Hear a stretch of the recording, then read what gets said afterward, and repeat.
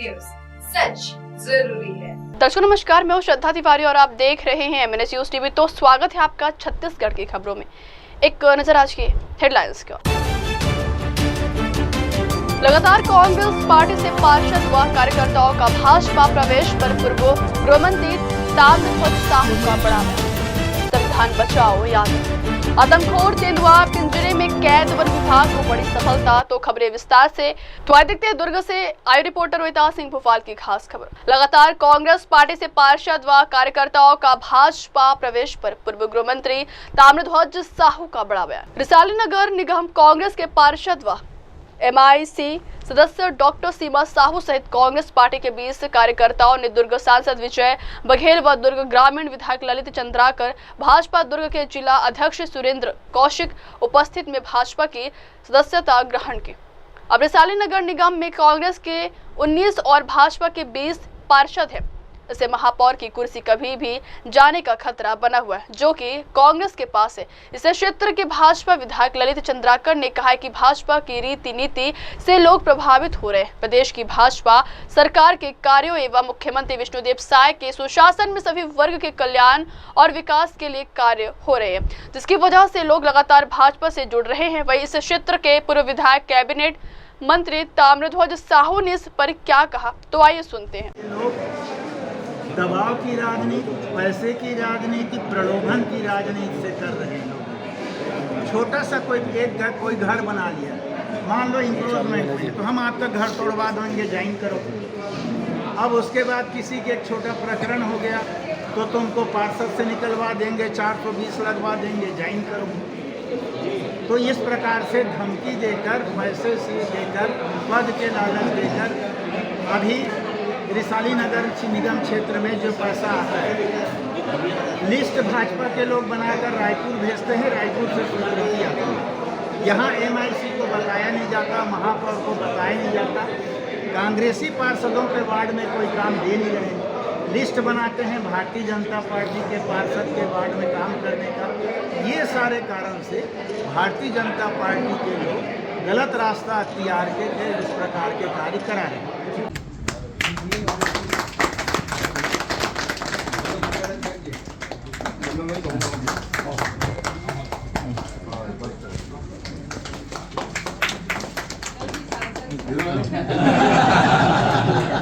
एक मिनट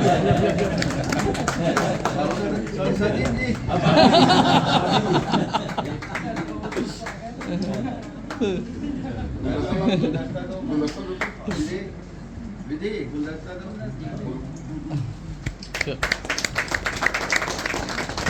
बहुत बहुत बधाई, बहुत शुभकामना। भागवत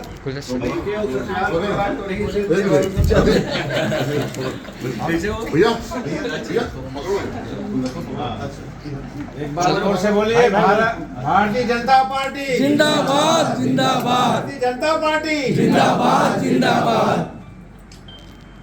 बढ़ते हैं अगली खबर की ओर। संविधान बचाओ यात्रा। अखिल भारतीय कांग्रेस कमेटी के निर्देशानुसार प्रदेश कांग्रेस कमेटी के मार्गदर्शन में जिला कांग्रेस कमेटी दुर्ग शहर द्वारा दुर्ग विधानसभा स्तरीय संविधान बचाओ यात्रा का आयोजन राजीव भवन दुर्ग में किया गया। सभा में वरिष्ठ कांग्रेस जन, जिला व ब्लॉक कांग्रेस कमेटी दुर्ग के सभी अध्यक्ष, पदाधिकारीगण, पार्षद एवं पूर्व पार्षदगण, ब्लॉक कांग्रेस, युवा कांग्रेस, सेवा दल, महिला कांग्रेस, एल्डरमैन, NSU आए उपस्थित थे। तो आइए सुनते हैं संविधान बचाओ सभा में पूर्व गृह मंत्री छत्तीसगढ़ शासन ताम्रध्वज साहू एवं पूर्व विधायक दुर्ग शहर अरुण फोरा ने क्या कहा। संविधान बचाओ।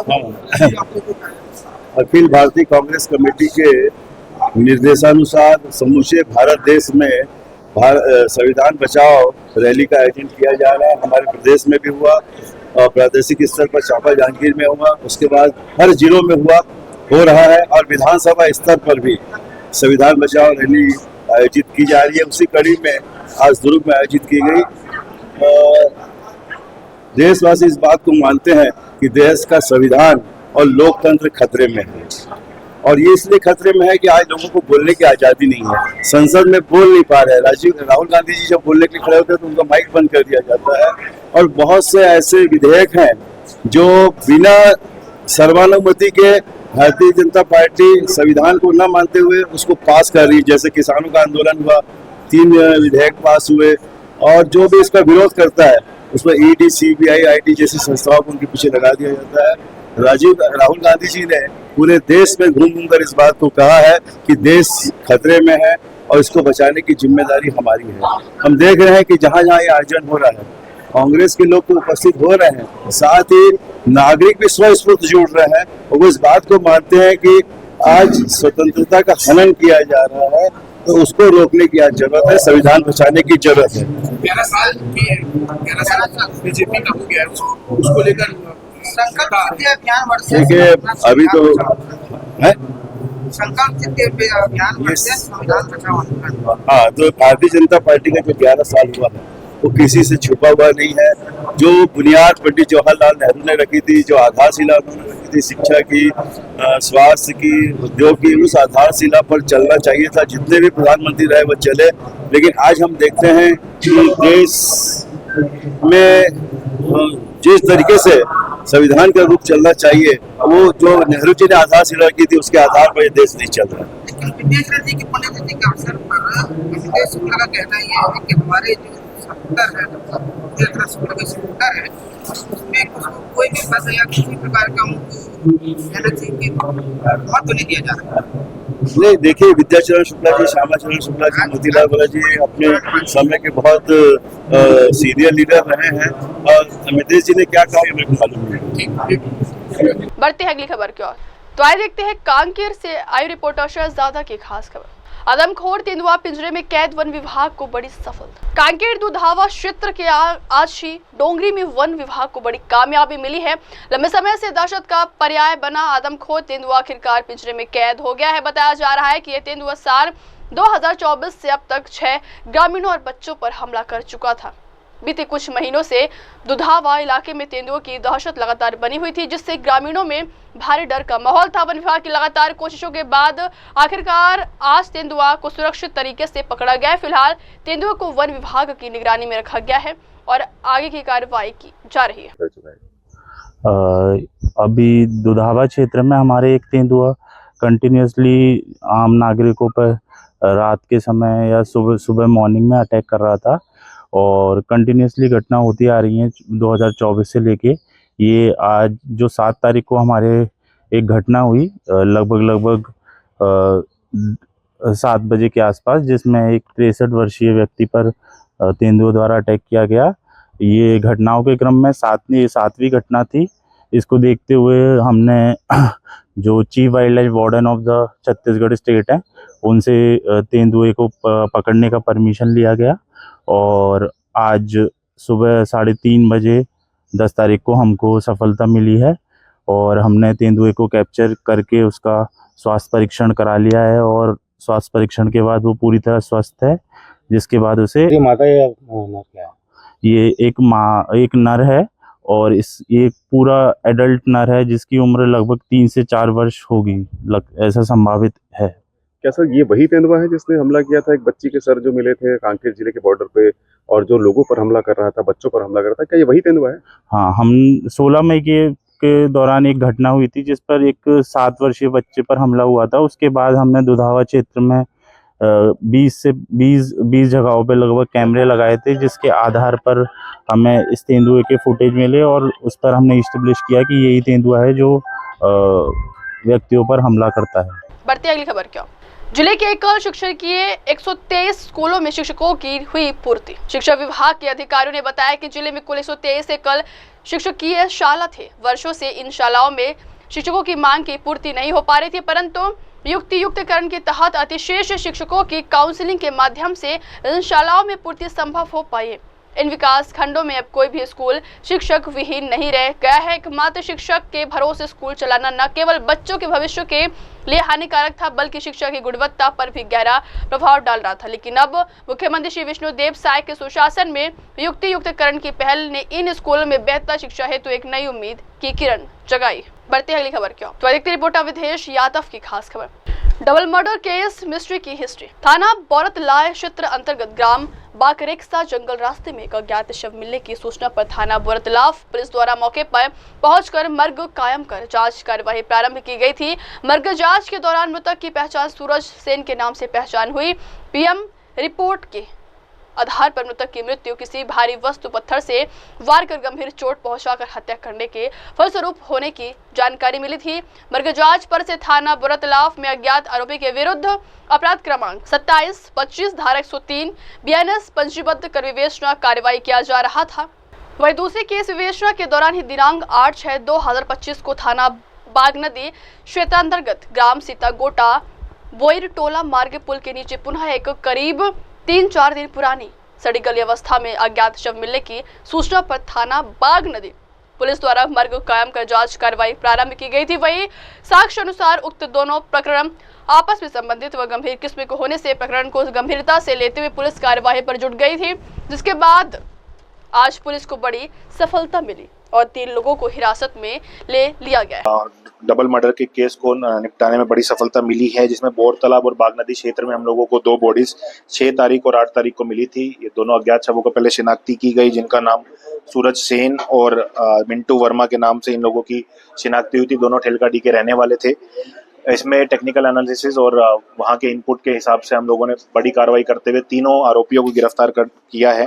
इसमें जो प्लानर था खिलावन वर्मा और उसके साथ इकबाल खान और अजहर खान, इन तीनों को गिरफ्तार करने में पुलिस को सफलता मिली है। तीनों डोंगरगढ़ थाना के क्षेत्र के रहने वाले थे। इसमें इकबाल खान और अजहर खान के खिलाफ पूर्व में भी आर्म्स एक्ट और मारपीट के मामले दर्ज हैं। इसमें जो घटना का मोटिव है पुरानी रंजिश से, जिसमें 10 साल पहले मिंटू वर्मा के द्वारा खिलावन वर्मा के भतीजे का मर्डर किया गया था, जिसमें वो जेल गया था और अभी 2 साल पहले ही छूटा था। उसी रंजिश के चलते इन्होंने ये मर्डर प्लान किया। इसमें खिलावन वर्मा के द्वारा इकबाल खान और अजहर खान को 1 लाख रुपया देने की बात भी की गई थी, जिसमें 20,000 रुपये एडवांस भी दिया गया था।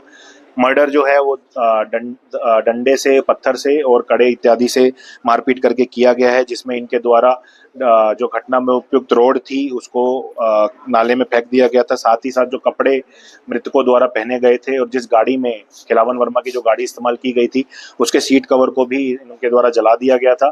इसमें बड़ी सफलता इन सब चीज़ों की रिकवरी करने में भी पुलिस को मिली है और अभी तीनों आरोपियों को आज विधिवत रिमांड पर भेजा जा रहा है। बढ़ते हैं अगली खबर की ओर। तो आइए देखते रिपोर्टर शहजादा की खास खबर। अहमदाबाद में क्रैश एयर इंडिया का बोइंग 787 एयर इंडिया की फ्लाइट नंबर AI 171 ने दोपहर 1:38 में उड़ान भरी थी। दोपहर 1:40 में यह क्रैश हो गई। जानकारी के मुताबिक विमान एयरपोर्ट की दीवार और एयर कस्टम कार्गो ऑफिस के पास क्रैश हुआ है। विमान के गिरते ही पूरे इलाके में धुएं का गुबार दिखाई दिया। जानकारी के अनुसार 2020 में Air India Express plane crash हुआ था, किसकी मौत हो गई थी। वही केरल के कोझिकोड में 7 अगस्त 2020 को एयर इंडिया एक्सप्रेस का विमान रनवे से फिसलकर क्रैश हो गया।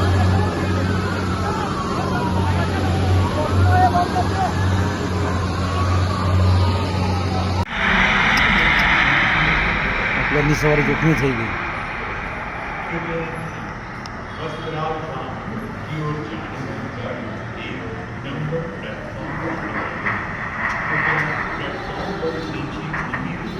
पूरा ही गया होगा कोई। बढ़ते अगली खबर क्यों तो देखते हैं बालोद से रिपोर्टर संजय कुमार की खास खबर।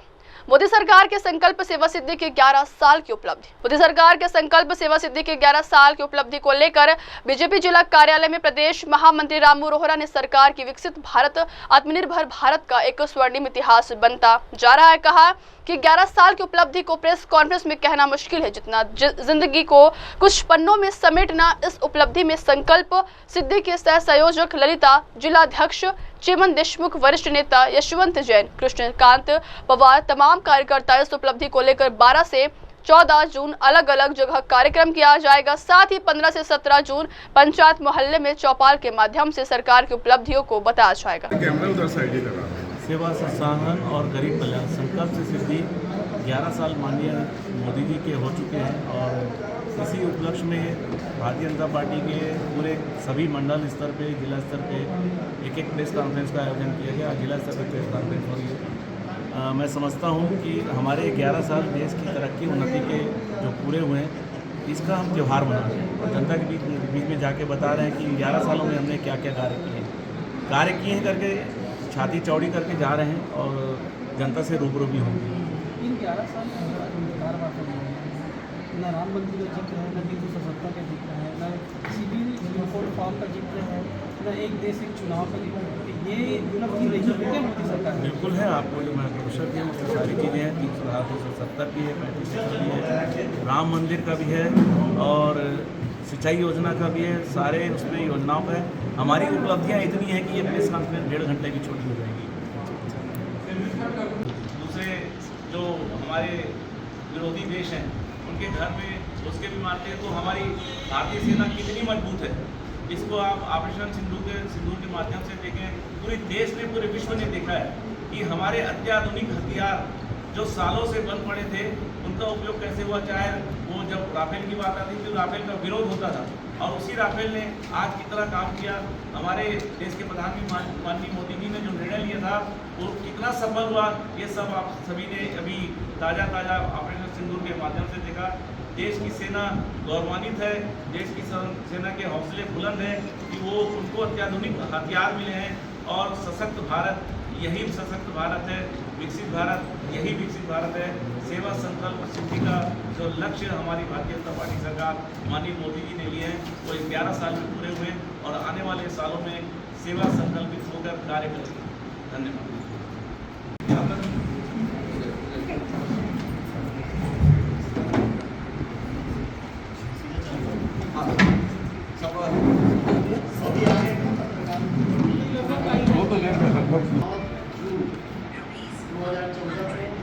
सेवा सुशासन और गरीब कल्याण का संकल्प के साथ इस 9 जून को 11 वर्ष विकसित भारत के संकल्प के साथ पूर्ण हुआ है, जिसको लेकर माननीय मोदी जी के नेतृत्व में सुशासन को लेकर 11 वर्ष हुए हैं।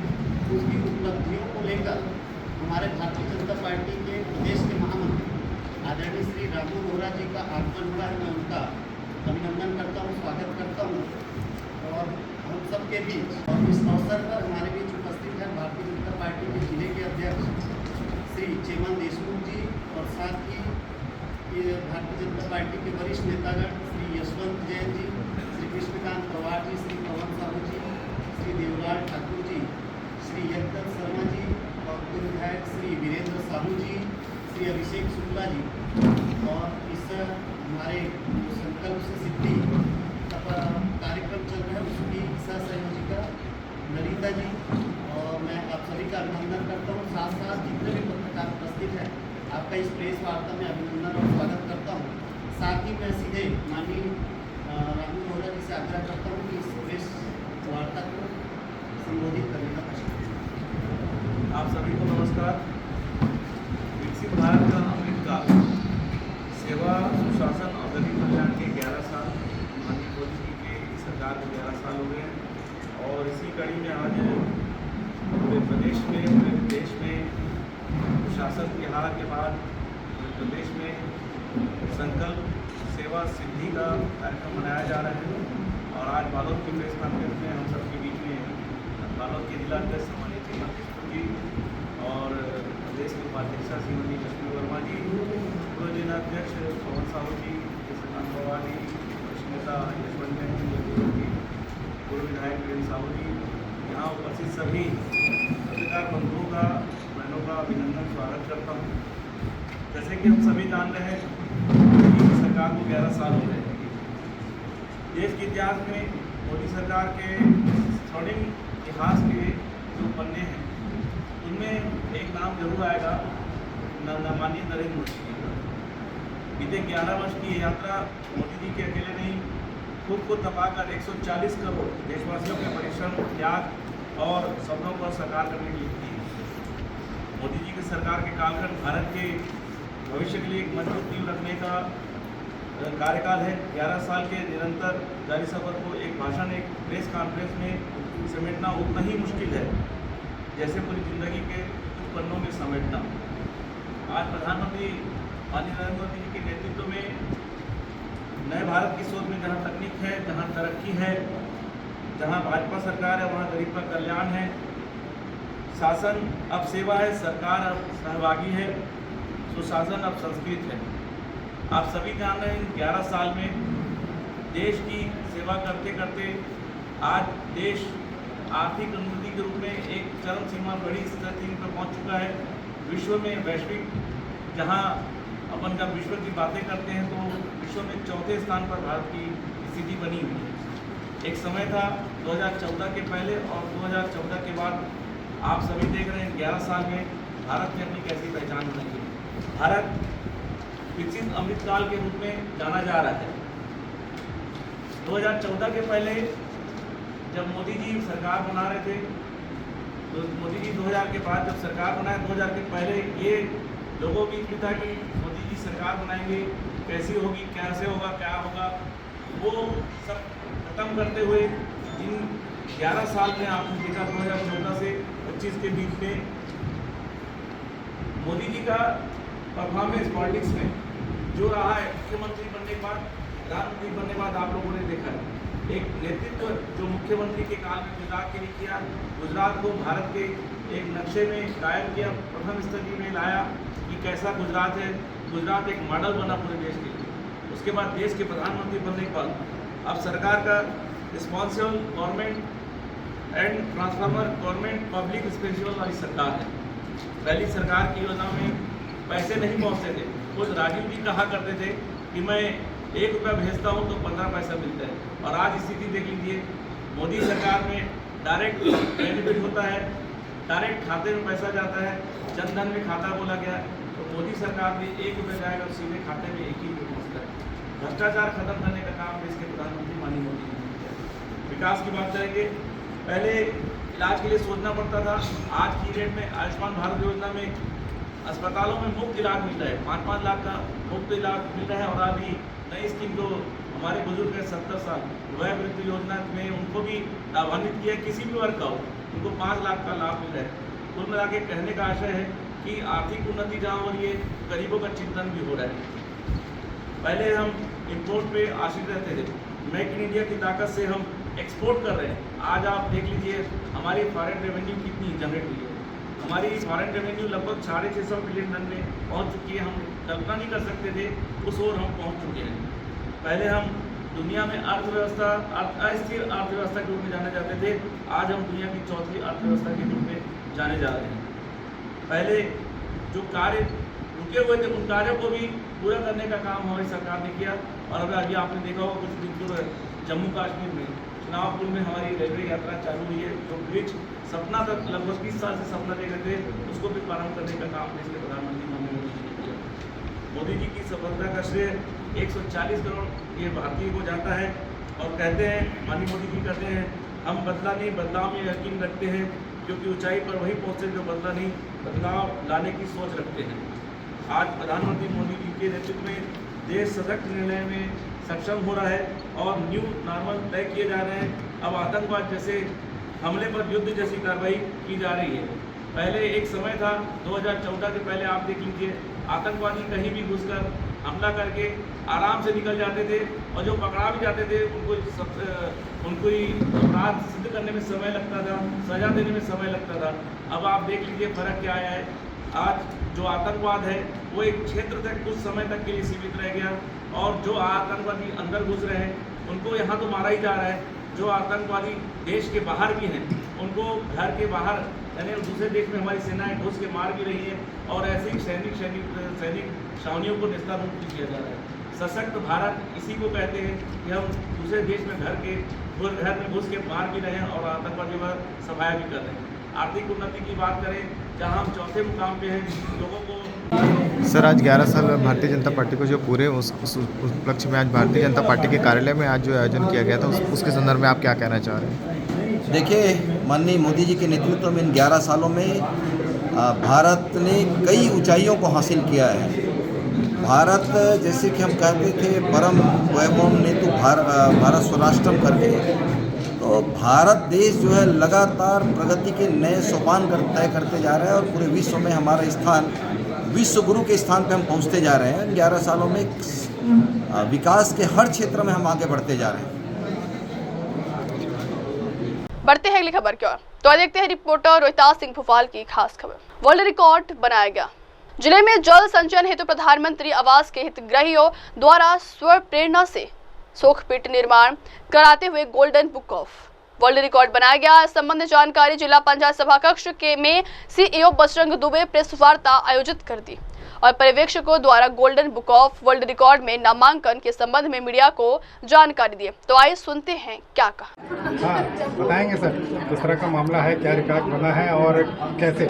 जी, आज 13 जून 2025 को दुर्ग जिला पंचायत ने golden book of world records में क्लेम किया था कि हम एक दिन में 2 घंटे की समयावधि में सर्वाधिक सोख्ता गड्ढे बनाएंगे और ये सभी सोख्ता गड्ढे जो है प्रधानमंत्री आवास योजना के हितग्राहियों के होंगे।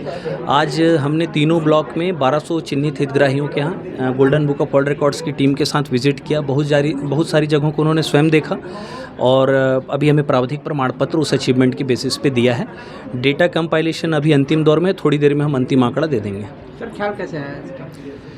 देखिए, अभी जून का महीना है, प्री मानसून है। हमें शासन स्तर से भी निर्देश है कि जो महाअभियान चल रहा है मोर गांव मोर पानी, इसके लिए मैंने एक इनिशिएटिव खुद चलाया था कि एकेज गोट एकेज बानी, बूंद बूंद बचावो पानी।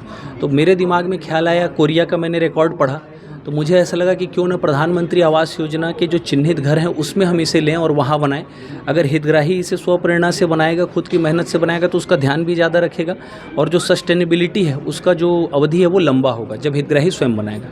टाइम टेबल का आकलन कैसे किया गया? टाइम टेबल का आकलन हमने ऐसे किया कि मैंने अपनी टीम से बात किया नरेगा की कि एक सोख्ता गड्ढा बनाने में कितना समय लगता है। तो उन्होंने बताया सर 2 से 3 घंटे अगर लगातार काम करें लेबरर्स तो 3 से 4 लेबर 2 घंटे में खोद लेते हैं। तो मैंने हितग्राहियों को पहले यही कम्युनिकेट किया कि बनाना आपको होगा, लेबरर्स आपको अरेंज करने होंगे, स्वीकृति हम कोई भी नहीं देंगे। तो ऐसे 4000 लोगों को कम्युनिकेट करने पर 1200 लोग लगभग रेडी हुए जो कि हम सर बना लेंगे अपने प्रीमाइस। पूरे जिले में एक ही टाइम पर ये काम स्टार्ट किया गया? जी, लगभग 8 बजे के आसपास प्रारंभ किया गया और लगभग 10 से 10:30 बजे तक ये काम खत्म हो गया, 2 घंटे की अवधि। ठीक है, इसको जोड़ो तो हो जाएगा। सर बताएंगे किस तरह का आपने देखा, क्या लगा और क्या record? This is doctor Manish Vishnoi. I am Asia head golden book of world records. Golden book of world records में हम ऐसे अचीवमेंट्स को, ऐसे कारनामों को विश्व रिकॉर्ड के रूप में दर्ज करते हैं जो बहुत ही यूनिक हों, बहुत लार्ज स्केल पे हो रहे हों या दुनिया में पहली बार हुए हों।